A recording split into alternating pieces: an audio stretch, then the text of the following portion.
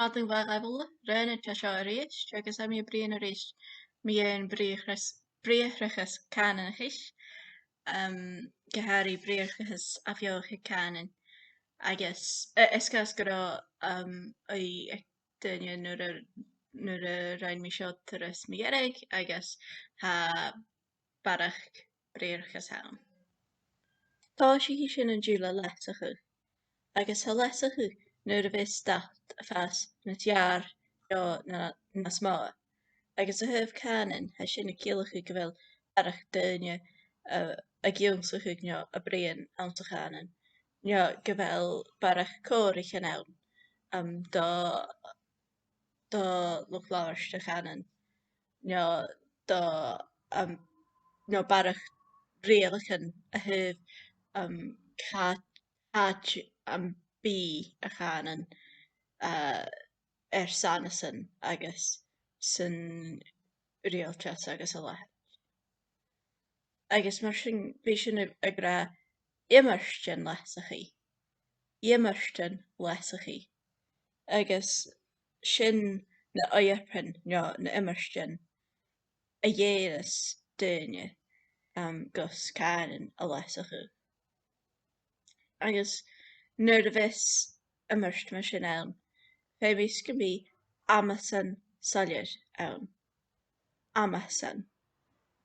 Ha amasan seo rud a chabh ar son a dhéanamh, son a dhéing.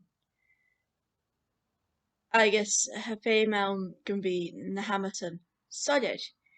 Seach barach duine a ghabhairt an Gaeilge.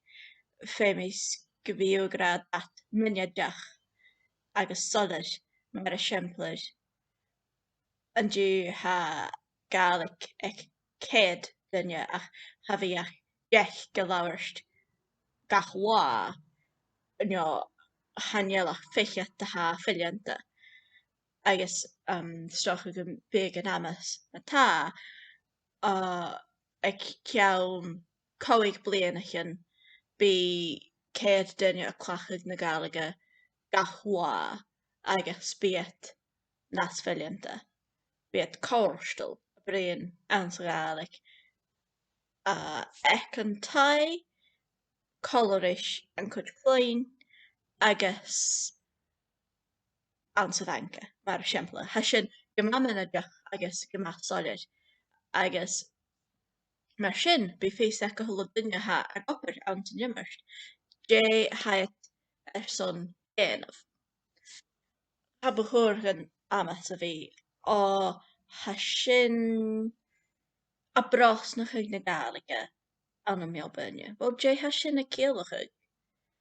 A bhfuil sin a fiachan rí Gaeilge a chuir ar sanas neorá ag féis na cruinneachach. A bhfuil sin a fiachan rí Gaeilge a theigeis go dhuine agus dé ha sin a géirí sin a bhfuil sin ar son sconbí duine a bhriain ann sa Gaeilge. An bhí sin tolaiste na buireann raibh Gaeilge a léamhaigh agus scríobhaigh. Mar sin amasan agus amasan soiléir. Agus seo brosnachadh. Agus ha sin nuair nach gael duine cóirstal cínteach go bhfuil Gaeilge acha go bhfuil cóir ach Gaeilge clochaigh. Bíodh gan brosnachadh sin a teagas raibh gon bhchóir raibh a bhí mótal as a cànain agus gon bhchóir raibh Gaeilge clochaigh agus a tuairt confidence raibh. Mar sin brosnachadh. Liste coimhearsnachd. Ha coimhearsnachd slóigh de dhuine ha fudach an áte. Ha fudach ricéile a gopa ricéile a gurna ricéile a thula sían sin duine san bethe lail sin coimhearsnachd agus féim ann gon bí a thula sían a thula iomairtean fós smachd a coimhearsnachd. Bhí físach a coimhearsnach féin, dé na féimealach gan na hain, dé ha dhí ara, dé ha géirí, dé ha cultarach a habhór gan immert a bhí déireach smachd an rialtas, smachd olthaidh áte fada falla van áte. A bhí físach na duine dé na féimealach gan an sa choirisneach. Stocha gan bí san a cànain a scríbhadh síos agus an nuair sin nuair a ha an cànain ar a scríbhadh síos, cha bhí duine a fallamh a ha filianta sa cànain. A sin na tachars go dtrich a thuh min cànain agus cànain dualchas. Stocha gan bí a déireach bhfuil ha rialtas san airgeadtaing agus mar sin ha an rialtas toiliste go leor ma bhíos duine a tíana isteach a gin imireach agus a máladh na teithin mar taidh le an suúre agus chaineal sin féimeal don choirisneach agus don cànain féin agus bhí físach na duine ha as a choirisneach chud dé ha féimeal agus dé ha coimhearsteach mar sin. Agus cuideach bí dualchas ag a choirisneach. A dualchas, well, chaineal sin a dul déireach go bhéala. Ha dualchas a thola sían a ha a tían as do chud sínsreach. Ha sin do cànain, do scéalachgan, do stóras, do úl, do DNA mar a chanaset. Sin a thola sían a ha tían as do hínsrin. Do áte fear an dúrú dárach sin dualchas agus ha dualchas go maith cultarach thuh a bheabhach cànain. Is gas go bhfuil cànain páirt an dualchas agus ha dóigh eitigealaíochta ar an gach dualchas agus gach cànain. Dóigh eitigealaíochta san an súil aichgan.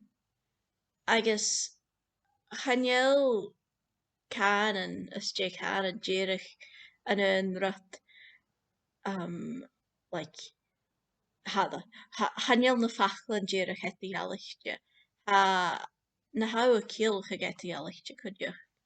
Agus ha scéalachgan eile as a choirisneach, cultar eile as a choirisneach. Agus go trícht ha go mbeadh forasta mar siampla ma bhíos tú a teagas tromhéin a bhíon cànain a bhí a clachaigh déireach an own curriculum sa how a clachaigh ann sa bhór cànain agus is stocha nach bhí sin bula freicarach. Is stocha go mo chóir go drí giúntaigh mi dhéon a scéalachgan a ha céan as a choirisneach go. A giúntaigh na nóran a ha a céan amach as a choirisneach go. Agus mar sin ha dualchas go maith cultarach ma bhíos tú brian míon cànain. Féimis gon bí dualchas páirt gan immert. Agus sin cuideach go maith cultarach a bhí a gopa go dlú leis a choirisneach féin mar heilú as a choirisneach féin bechóir sin an rut is dear a bhí as a choirisneach fear a bhfuil a gopur. Ach mar heil ha go maith cultarach a bhí a gopa go dlú leis a choirisneach. Mar sin is sé dualchas seo clachaíonn cultarach agus sin mar a thuairt mí ó ha mé déanamh cuasa níos bhíon mar a chhlachas teacher an árainn ann planning lesson agus bheit sin na géalsach ag meachtain aniu mé dhéan performative music culture agus participatory music culture agus an sil na bheala bí performative music culture an bí duine a géisteach riciol agus bí a géisteach rí CDs agus bí a dul gan na chum an ciúil fear an bí duine a bhain a seaamh ar an áisteúla a sin nó a chlóigh ciúil agus ha beach gan ann go bhfuil féim agat a bhí perfect ma ha ar san sin nó chlóigh an sa phoblach agus ar an lámh eile ha participatory music culture an saol na Gaeilge agus a sin a ciallchaigh nach eile có cultarach a bhí perfect ha nas cultarmacha a bhí a gadal páirt bí a dul gan na céalainn agus chanéala go ddífir a bhfuil dú má agat bechógat a bhí a sin calbarí a thola duine eile agus a sin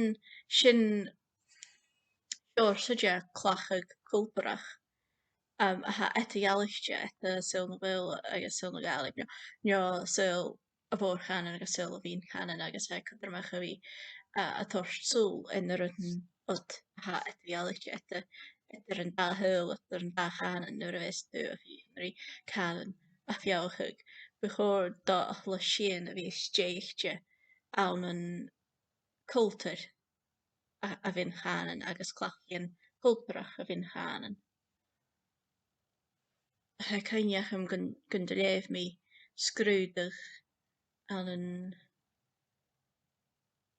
just an bís na stáit na iniste stoch dúich nábhathá chaine mé bulach cínseach a bheith brí mé dhéana doin a ha appropriate sa cultúrat dá bailich agus caligan a bhí bríon rí chéile agus mar a bheith sin a bhualadh ar an seomar teagaisc go háirí nuair nach rá an teacher as a chóirteach chud agus charráte a tuig sin mar a bechóir na caligan agus na bailich a bhí a bríon rí chéile san cultúrat.